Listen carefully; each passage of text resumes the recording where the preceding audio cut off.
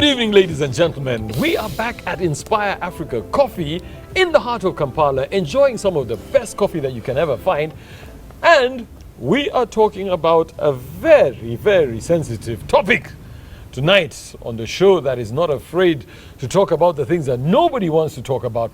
We are talking about incestuous relationships. Yeah, I know some of you are looking at me and saying, yes. It's a taboo, but we know these things are happening. So what do we do about them? So, Banji, not because you're incestuous, but I mean, this is the reality of things that are happening. In my opinion, there are two kinds of incest. There is deliberate incest and undeliberate incest. What do I mean by deliberate incest? That, to me, that is when you go out, you know this person is your relative, okay? Because if we may look at the dictionary definition of incest, it's about having sexual relationships with somebody who you are is first generation relative. Then there is undeliberate incest. And I'll give you a simple example. My grandfather had 13 wives, all right? So if you do the mathematics, there's a high chance that in a sphere of around 250 people, those are my cousins, okay? So I cannot marry a woman from anywhere close to me. But first, let's talk about the deliberate one. Why on earth, you're a social scientist, why on earth would somebody decide to be attracted to their own kin? Now, in human services, there is a concept which is, we call it GSA, genetical sexual attraction. Yeah. Actually, biologically, when you are genetically related to someone, you are more sexually attracted to them. What? Yes. Now, and we are all born with it, by the way. Yeah. All of us, we are born with that attraction. But because of the social norms, as we grow, we are shaped by society. That this is your sister, this is your cousin, this is your mother, this is your grandmother. So you begin looking at them in that position, but not in the sexual position. So sometimes for us, from the social science perspective, we look at it as being an abnormal behavior. You know, especially these guys who do it deliberately, because you know that this is your cousin, this is your daughter, this is your sister, and then you go for it. So it's normally deliberate. And as you've said, it is something which is happening now, but also has been happening historically. Yeah, through generations. If you read the Bible, it is there. If you read history, African history, you will find it is there. Even today in Uganda here, it is happening. Because cultures are very difficult. Some people decide and say, let us marry within, so we can retain certain assets, certain traits, certain beauty, certain, body energy and etc. So from that perspective, yes. But also the other perspective we need to look at is the perspective of power. Because normally in incestuous relationships, you will find that especially the perpetrator is normally older. Normally, I'm not saying always, is normally older. So they have power over the young person. And so they are able to impose themselves on that. Which is worrying. But now, can we sometimes blame our parents for this? And I'll tell you why. Traditionally, there was this thing called the boys' quarters. When boys reach a certain age, you get out of the house and you go live outside there. There were no apartments. You're an architect, so you see what you people are doing. You're building apartments. Now people are living together. Brothers and sisters are sleeping in the same room. There's one washroom. So your sister's walking around the house in a towel. The boy is also walking around the house, and they're sharing a room. Isn't that bound to lead to fireworks, for lack of a better word? To a small extent, yes. To a small extent, if you put, if you put two pigs in the same room, male, female, they are bound to interact. If you put a man and a man in the same room, they may fight. They are bound to fight. If you put a man and a woman in the same room, regardless of their relations, they are bound to experiment and see and try to touch and try to see what is behind the walls of Jericho. So so what can I say about this? To a small extent, true. Yeah. It's very, very true. But to a larger extent, I don't think I wouldn't blame. I wouldn't apportion blame to such hindrances or limitations. If you're to blame parents, I would blame parents on the fact that they have allowed this. You see, this one thing you have not mentioned, that incest has always been there in Africa. Incest has always been there in Africa, and it will always be there. It has just, they have just labeled the activities Africans have been doing as incest. They've just put a label. It's like you've always been a man, and they just they said, okay, let's call him Peter. So they have put a name to the activities we have been having. So how would I blame the parents? Is by, if at all I was to blame, I would blame them by telling them, hey, look, you have given liberty to your children to do what the white man is. So are you okaying it? No, I'm not okaying. That's how I would blame them, okay, if I was to blame them. But I would not blame them. You see, as he has talked about GSA, it's something that is proven that some people would not want to call it an abnormal trait in a human genetic biology or something, but I would want to call it abnormal. But that is it. That it is there. It is there that people that the white men are experimenting and doing all sorts of research, trying to prove that incest is something that can be genetic. It is inside you that you would feel attracted and you'd want to act on it. Now, this is what an African setting does to you. Culture.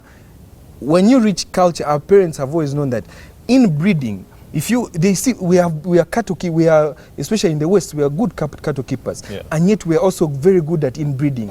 You see, in cattle keeping, inbreeding is the worst kind of. Exactly.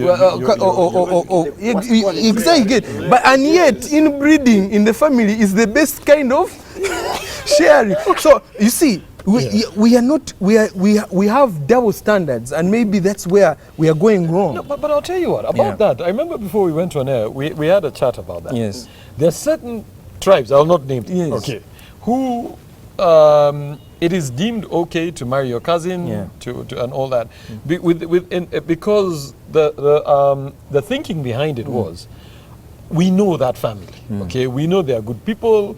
We know the wealth, I know, was a big factor towards that, because we don't want the wealth to get out of it.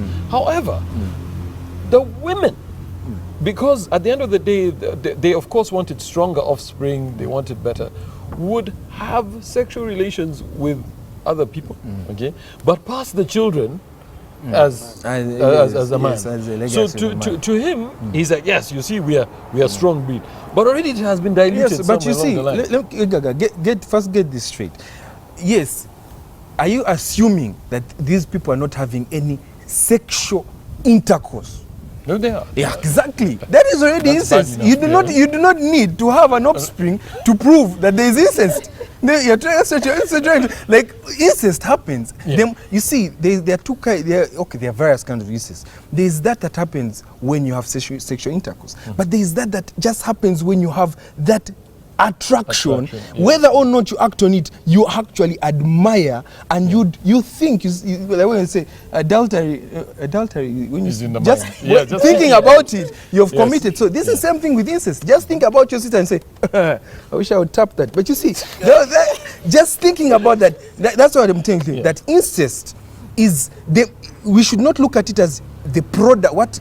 Look at the product. Look at the conditions of a human, and look at it as something that really is abnormal. That's what I would say. In fact, Albert, there is a saying in my language that good pasture normally grows at the cliff, where you cannot graze your animals.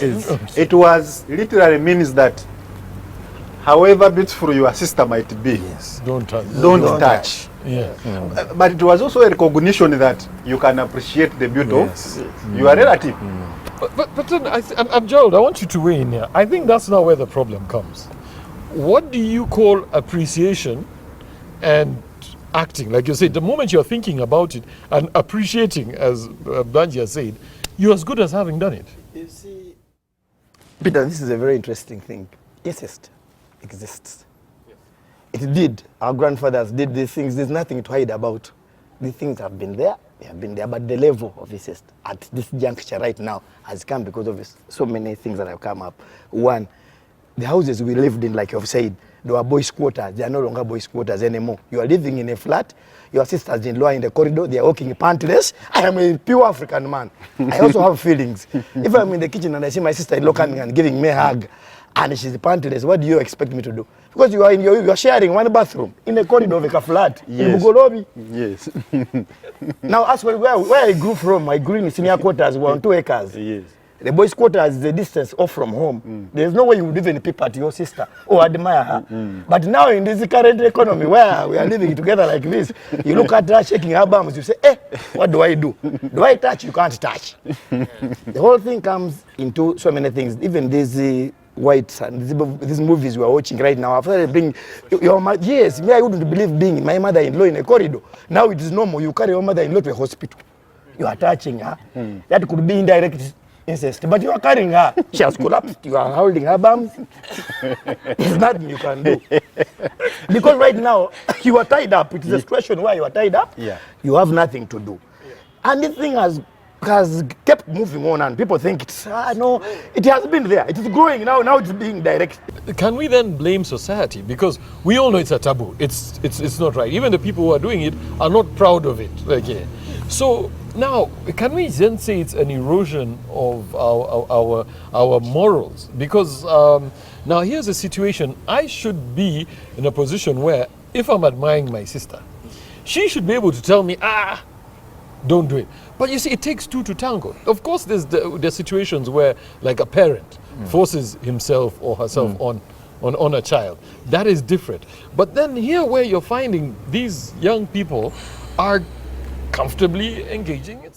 In fact, Igaga, there is what we call, and I want to pick from what Jay here has said.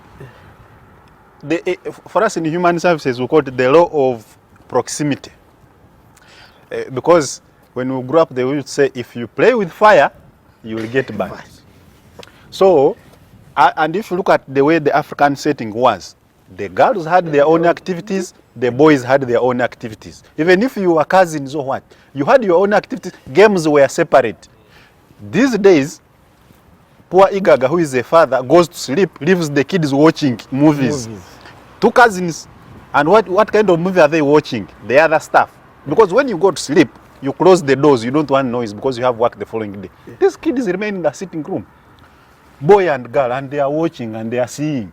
So because of this proximity, and remember some of these things, visual things which you watch, also ignite your genetic makeup. So before you know this, yes, creativity. These kids are acting on what they are seeing. Okay? So because then people were kept separate, the things were different. But also look at and I'm not blaming today's clothing, but we are just discussing. Those days, it would be hard to see your sister walk in the house in a towel. She would go carrying the towel fully dressed.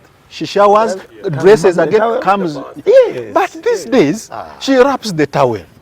And remember, children, as they grow, especially teenagers, their biology is very, can I call it? It is very stubborn. You can't control it. They are just working on impulse because now they are beginning to experiment on certain things. So they may be blood. And then the other thing I want to bring about is now, especially the nature of the way we treat family these days. Because in the past, if I stayed with Albert's daughter, she was actually my daughter also. So my children would consider her as a sister. But these days you brought those concepts of auntie, cousin, what? It's no longer sister. So the kids say, but dad, we are not related to this one. He's a cousin. So this is a cousin. So I don't know. However, you see, you have to, before we go for a break, I know you're preparing for that. However, you must put into consideration that what you consider as a taboo in certain cultures, especially here in Uganda, it is the day is it's a cup of coffee. For others. Yes, for others. So you have to be specific. What do I mean specific? In that, you see, certain cultures strongly believe that when you look, I'm looking at proximity in terms of relation, not in terms of distance. In terms of relation, the closer you are to me in terms of your bloodline, maybe I will not touch you, I will not attempt. But the farther you are, it's okay. So you have to put into mind that certain cultures, of which we do not want to try to antagonize any culture here in Uganda. Certain cultures, and we must respect this, that they believe that this proximity, the science of proximity in terms of relation is vital in maintaining a certain kind of atmosphere and within a culture. So you have to also keep into mind that. All right, now we're here at Inspire Africa Coffee, talking about incestuous relationships. Is it something that you are experiencing or know about? Don't go anywhere. We'll be right back after the break.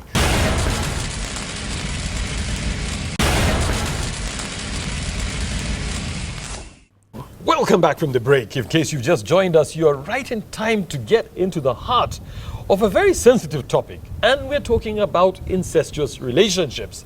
Now, earlier today, I was lucky enough to bump into a gentleman called Colin Asimwe, and he had a lot to say about incest. I know that doesn't sound right, but yeah, we had a chat. As usual, he was looking for chicken. I don't know what the story is with that guy and chicken, but he's always looking for chicken. And this is what he had to say. You know, I don't know what to say. Last week, I bumped into Colin having chicken. This week, I bump into Colin, and he's not just having chicken, he's having chips, and he's dressed almost like me. What are the odds? Now, Colin, the last time... You're such a joker. I'll tell you what, this is very easy to be called the assassination corner. We're at Chicken Express, by the way. But I guess the main thing that keeps bringing him back must be the chicken. But yes, I've also noticed this time you've added a few power chips, so I'll just enjoy them. Now, I'll tell you what, Colin, there's this thing that has been... there's this unspoken taboo, okay? We see it popping up, we hear of cases of it. It's called incest, all right? Now, before we get into all the things that are happening, what would draw a human being, okay, close to somebody who is related to them? Is it the Oedipus complex, or is it just madness? Because you're actually feeling sexually attracted to your own. So I think that in many ways we sometimes confuse what's really happening. So incest is described as having sexual relations or attraction or feelings for someone who you actually are related to, or for whom it is a taboo. Yeah. In a lot of families, so if you think about, if you go back 200, 300 years, all the great European houses, the houses of Europe, the Habsburgs, the Tudors, all those guys intermarried. There was a time, the whole English Revolution is based on the fact that there was a time England had a king who was French. Yeah. Because the idea of the monarchies was sort of people intermarried to protect empires.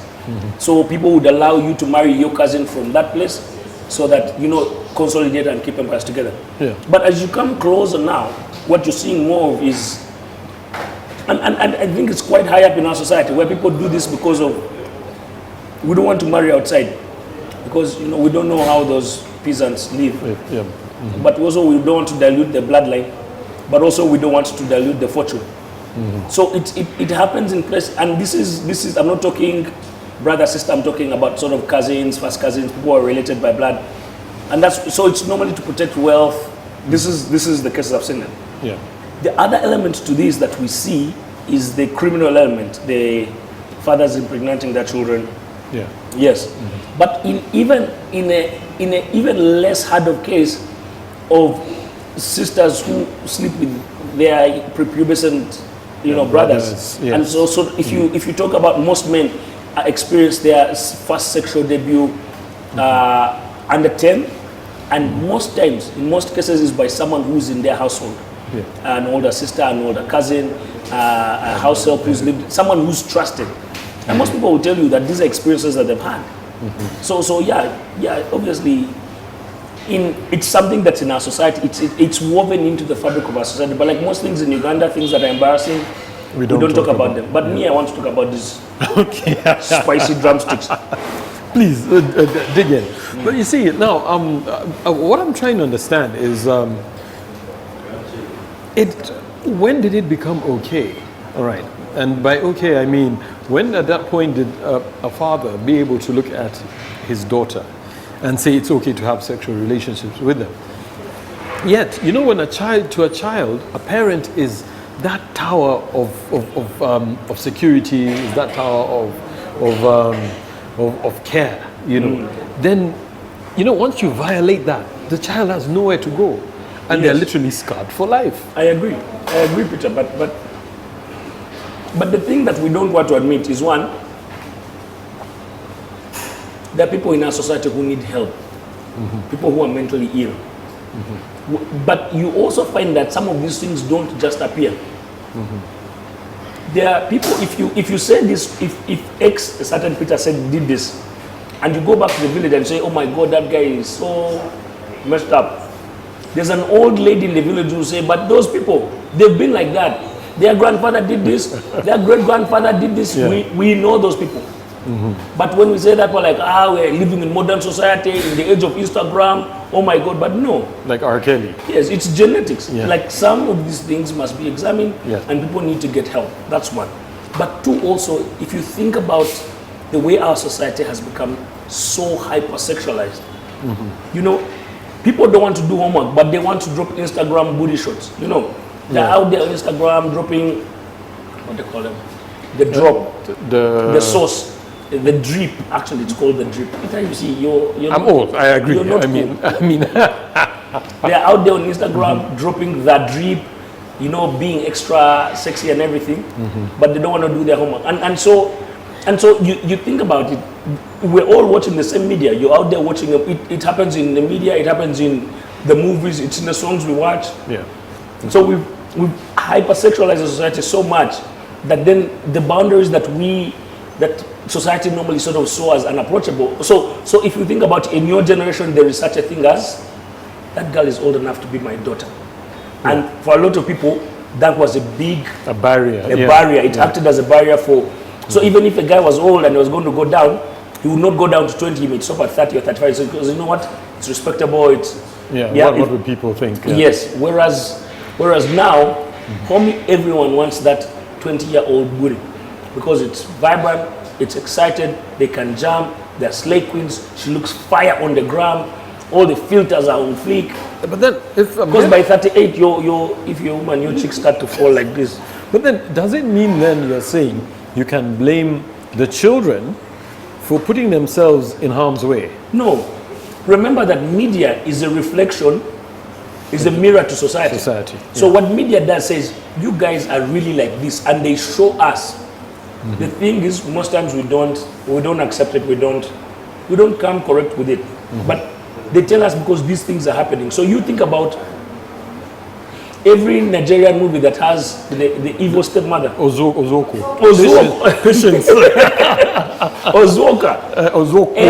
Every movie that has that lady has a guy who's trying to sleep with a maid. It has a whole incestuous so that's the media we're in because those are the stories that exist in our society. But for a lot of families, there's also a lot of shame attached to this, Peter. You know, like I must say, I don't feel ashamed eating these drumsticks, but there's a lot of shame that families feel. So they cover it up. Sometimes they excommunicate children but other times the father's control on the family is total and complete. So you see families here, you see them coming to All Saints, you see them coming to church, to Watoto, but they are sitting on terrible secrets. The child is grandfather and daddy at the same time. But also, can we blame it also to modern society? And I quote this guy, Dave Chappelle. He said, he had an experience where there's this one time he goes out to a club, he's there with his friends, this girl walks in looking with her breasts, he said they were as if they were going to pop out of her turtleneck, and her dress is up to here, and of course they're like, oh wow, so she gets upset and comes to them and tells them, why are you looking at me like just because I'm dressed like this doesn't make me a whore. And he said, fair enough, that is true, okay, but now picture this. I dress up as a policeman, okay? And I walk outside there. Somebody's getting robbed. And they come to me and say, oh, this fellow is getting robbed. And I'm supposed to tell them, just because I'm dressed up like a policeman doesn't make me a policeman. You see, I think in as much as, and I dare say it, I know the feminists out there are likely to come for me. No. You should never make such a foolish assumption. Okay. They are not likely. They are coming. But they're like the white walkers. The reality is, do not put girls and boys in the same room. Girls and boys are not supposed to share bedrooms. Okay. Because the moment you do that, you put them in too close contact, and that's where trouble comes. So if you think about the communities where you come from, I don't know if you guys have houses in Nika, but last I checked, there are some huts. So wow, in the family setting, we are doing very well, my friend. Huh? That's because you have one highway going through. Anyway, so in those settings, the settings you're talking about, people lived in different. So the boys had their own hut, the girls had their own hut. That's how you separated and ensured that boundaries were kept. Yes. But modern living is the way it is. Resources being the way they are. But also, if you think about it, the values, and that close contact, watching TV with people, not watching TV isn't the problem, but I think that there's a conversation around delineation of roles.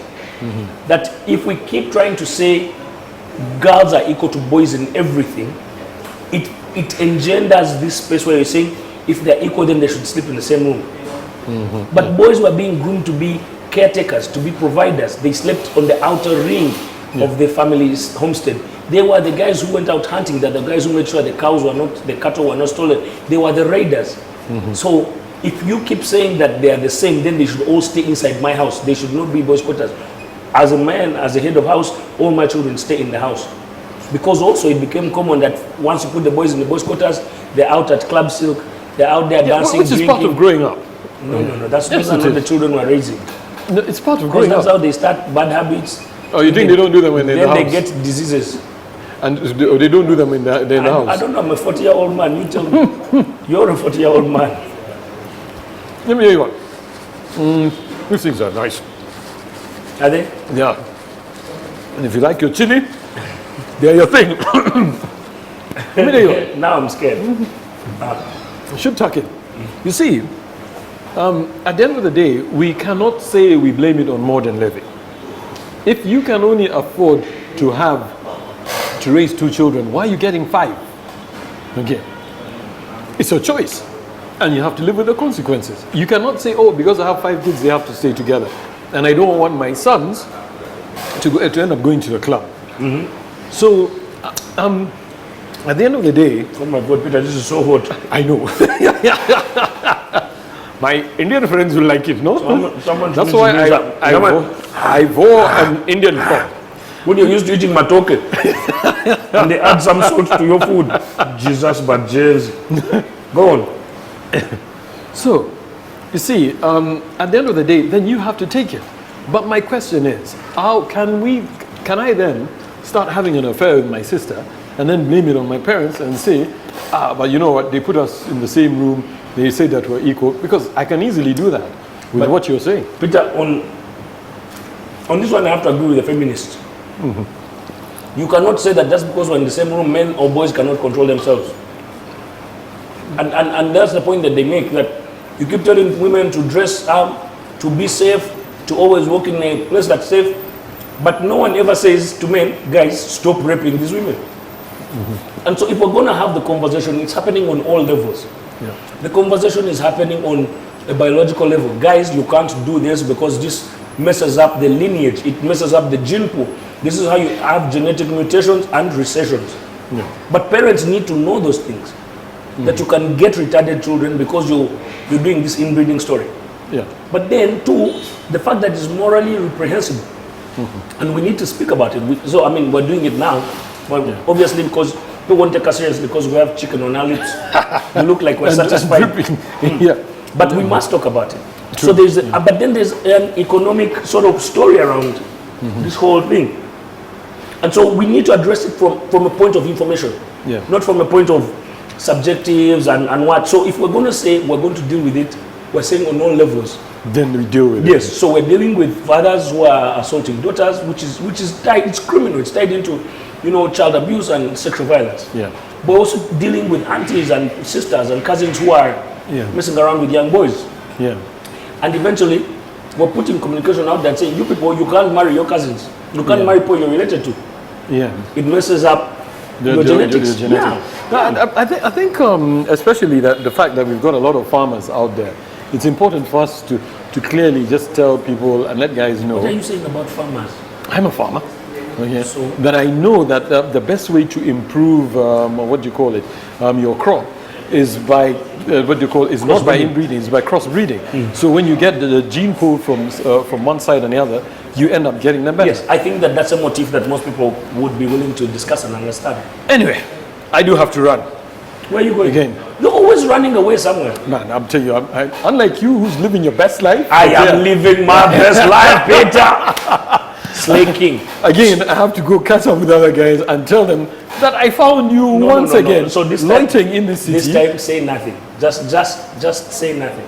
And just say, if you want Colin, go to Chicken Express. No, why are you doing that? No, it's simple. They need to know. People, I owe people money. But you're out here just. If Colin owes you money, okay, go to Chicken Express. You will find him there. He's there every Wednesday, So do you know eating saucy drumsticks and having the time of his life and living his best life. We'll catch up with you later in the night. The owner of this restaurant allowed us to sit here and talk, and now you're saying to him that this is where people who owe other people money come here to hide and eat it. And eat quietly. Eh? Now they're being exposed.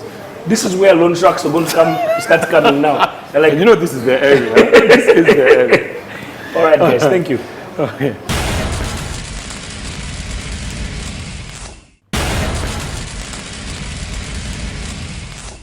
Now, gentlemen, incest. Okay, it's a sticky subject. Albert says it is sticky depending on who you are talking to, but the reality is, even genetically, it is a challenge. We are wired to improve our stock, definitely, by all means possible, and by inbreeding, we are not doing that, you know. And if it was not something, I should be proud then to be there with my sister and say, yeah, okay, but we are not. So clearly there's a problem with Yes, you see the way you brought out that argument is the same way the Bible brings it up. Because if you look, Cain, you ask Cain who he slept with, either his mother or a sister that is not mentioned in the Bible. If you ask Moses how Moses was born out of an ancestral relationship. Moses with the Bible. If you ask, who is this? Abraham.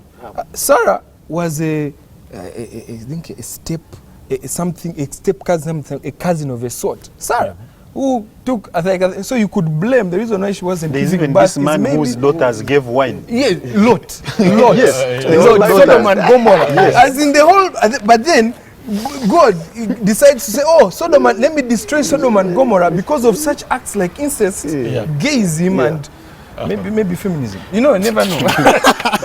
Now, Albert, Albert, this is where we, you know, there was one time I had a conversation with my grandmother. Yes. And her argument about incest, because I asked her, why is it that you guys say I can't marry my sister? And her argument was not about biology, and you can forgive her because she has not studied biology and this stuff. But she said the elders thought that if I married my sister and we have issues, we will bring a lot of division in the family. Because my father will not know whether to support the son or the daughter.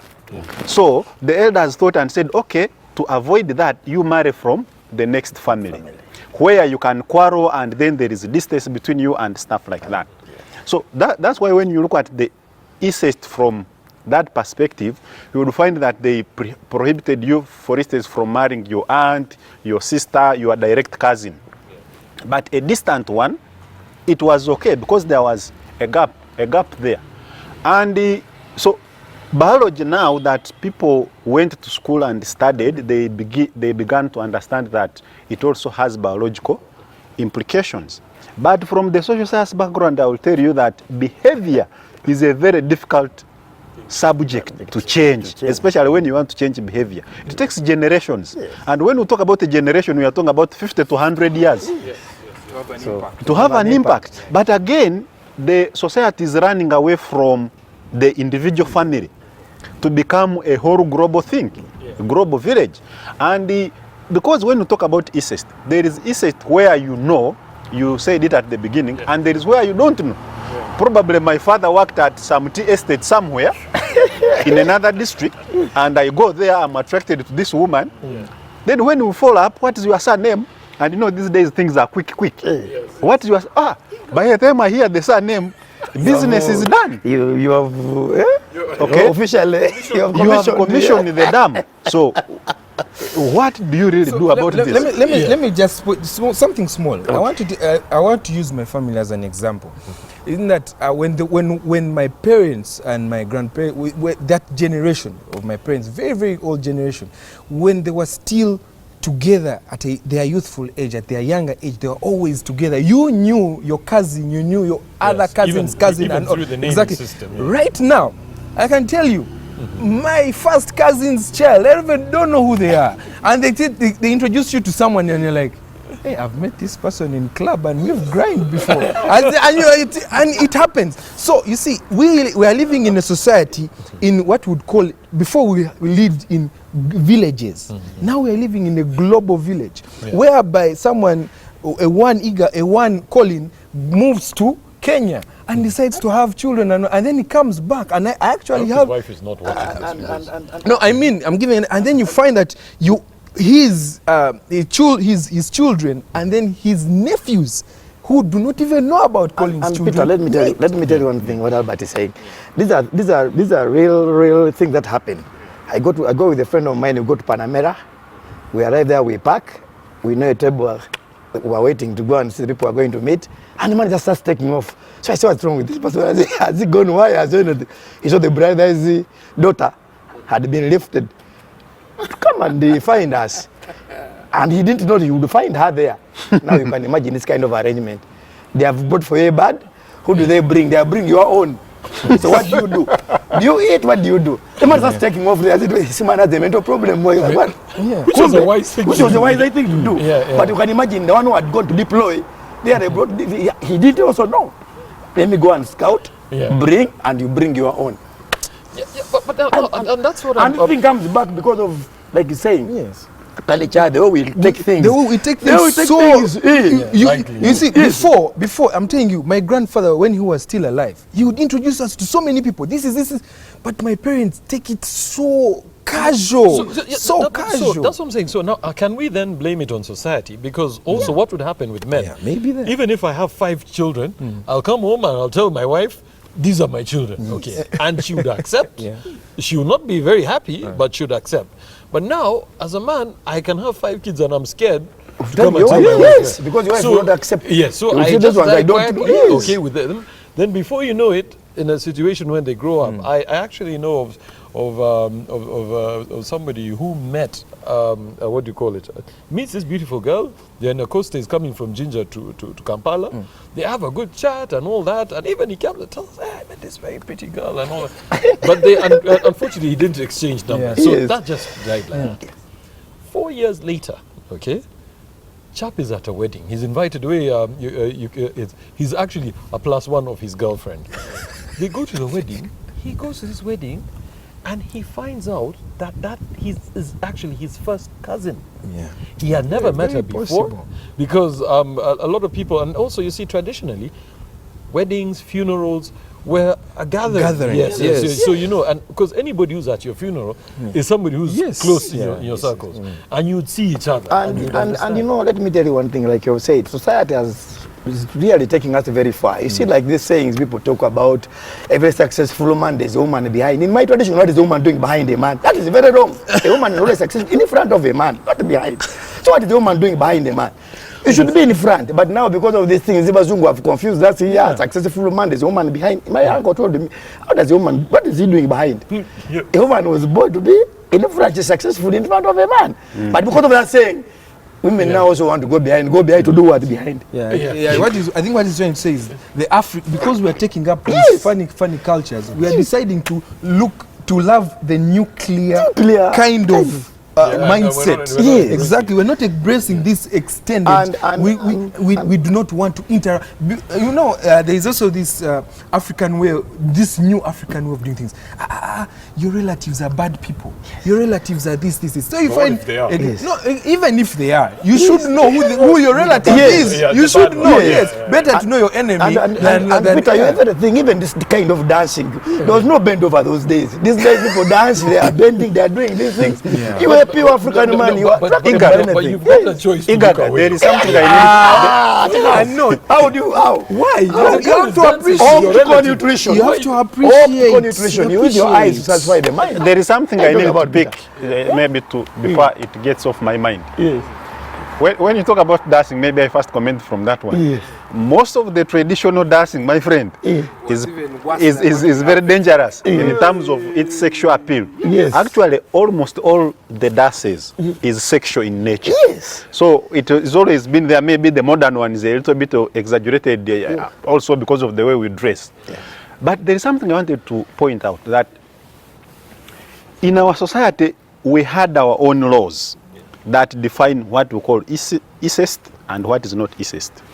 Now, when we form a government, and people normally who watch me say I talk so much history, the people who formed the first government in Uganda in around 1890 something, the British, they define incest as being an offense. They criminalize incest. Yes. So what does that do? It sends the African man who is enjoying his culture to hide the practice. So it continues. Now, because there are some cases where this incest is between consenting adults. The two brothers are old. They are 16, they are 26. They are sober people. They know what they are doing. They are old. You understand? They are old. These cousins are old. So how do we handle these things? You see, and because when they are old, it has no and they are consenting, it has no immediate negative impact, because if it was forceful, the first person is likely to report. But these are adults, they are consenting. And by the way, the issue with incest is that by the time the responsible people find out, it has been going on for a very long time. And I want to build something. I want to build an argument. Not just an argument that we're not going to solve today. That we didn't talk about the two kinds of incest. That where people are in love, and that where people are just trying to experiment lust, where someone is just and then they're going to move on. And then yes, those two we haven't actually digested that, because what happens when people are in love, are actually in love, and you cannot control it. I have relatives that no, but that one there was actually a ruling. There was a ruling in court. Yes, in the Ugandan court, where I think it was about in the Buganda culture, where people from the same clan wanted to marry, and the court, they were denied. Yes, they were denied by the court because they said in the Buganda culture you cannot marry a person from the same clan. I think we also have the same. Yes. Trust me, we but don't have that by one the in way, our side. Dan Banji, I'm going to need your parting shot now. Okay. Yes. And as I part, by the way, there was something which was circulated on social media some time back, where a mother in, I think it was Zimbabwe but one of those South African countries, educated the son, and when the son graduated, she was like, no, I can't let my son be married to another person. And they wedded. I don't know whether in that culture incest is really prohibited. But what do I want to say about incest is that one, incest is normally a silent habit. It's silent because many times it brings shame, and many times the people involved are willing participants, actually willing. So in that scenario, we need to, for me, my argument would be we need to go back to our cultures and understand when is it allowed, when is it not allowed. Because the culture will give us the the easiest direction. It's what we have grown with. The law appears to be distant because most of the people don't know the formal law, the written law, but at least the cultural law, we know it. And therefore, it is one of the subjects I would urge parents to introduce to their children early on, so that they can know that this is a go area and this is not a no-go area. All right. Gerald, your parting shot. Mine is very simple. I totally disagree with the principles of incest. The only thing I can bring up is that we have to put strong laws to desist from all this thing, because it's unfair, it's totally unacceptable. You cannot move with your sister, it's just unacceptable. So we should put strong laws to protect society, and we move on. Cool, great stuff. Yeah. Alvi, yours. Yes, we need to protect, first of all, we need to protect the youth. We need to protect those that are ignorant. How do you protect them? Introduce your children, introduce your cousins, your nephews, introduce them to their relatives. Even the illegitimate one. Even just introduce. I better get ashamed for introducing them to their stepbrother than get ashamed having to being on an introduction on a kwanjula of your stepson and your daughter. So better get ashamed. Yes, better. Yes. So introduce, get ashamed, and move on, because I'm telling you that backlog, when it comes back, when you face the fire at the end of the day, we will actually burn. So introduce people, introduce as much as possible. Another thing you can do is please remain. We have this thing called faith, religion. It has come.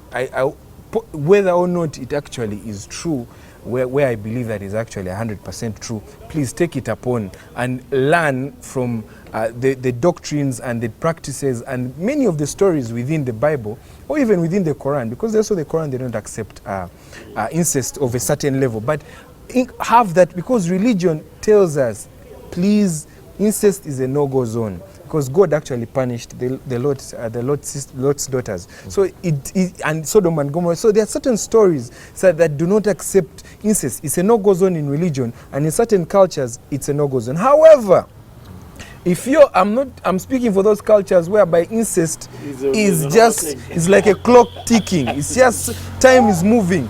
For those, I'm going to tell you guys, please do your science very well. Of course, there are short-term negatives, but there are also long-term positives, because you get actually a healthier human being when you carry out incest. Trust me. Don't.